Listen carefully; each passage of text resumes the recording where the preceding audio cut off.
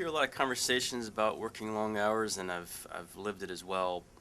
What are the aspects of my concept should I focus on to ensure that I'm working a average amount of hours compared to a long amount of hours, and also ensure my success?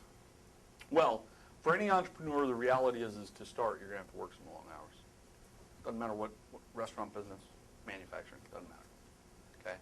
Entrepreneurs have to work long hours because you have to engage in the business and you got a lot of things to figure out in a short amount of time so you can get in the game of making money and operate the business. But I think the key between those that spend an excessive amount of hours and those that spend the amount of hours they need to manage the business is systems. Creating a system that all the managers are using, that all the operators have the same process of doing.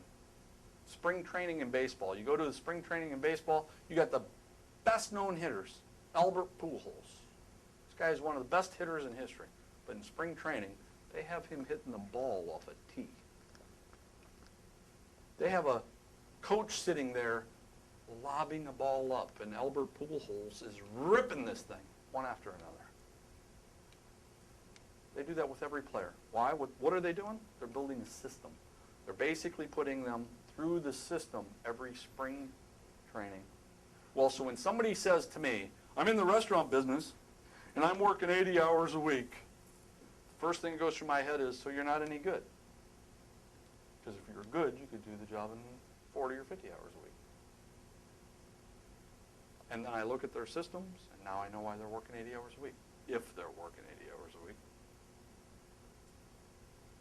But they haven't done the spring training work to create the system so that everything becomes a process.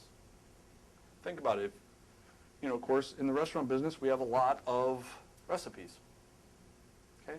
But if you got everybody making the signature dish a different way, what's the odds of that coming out consistently? Not very high. Well, the same with running a shift. There's a shift system, an opening system, a midday system, a closing day system, a weekend system, a night system, a banking system. I mean, it's endless. And if you have the systems, what it allows you to do is get more management people. And if you have more management people, what it allows you to do is spread the hours around.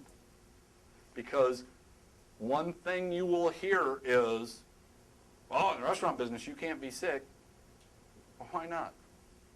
Oh, no, can't be sick. Oh, yeah, you can. You're going to get sick, and when it happens, you might not want to be running a restaurant because you're going to get everybody else sick, employees and customers. Well, again, what that tells me is if you have that belief system, you can't be sick. Oh, I can't take off for my kid's baseball game. Why not?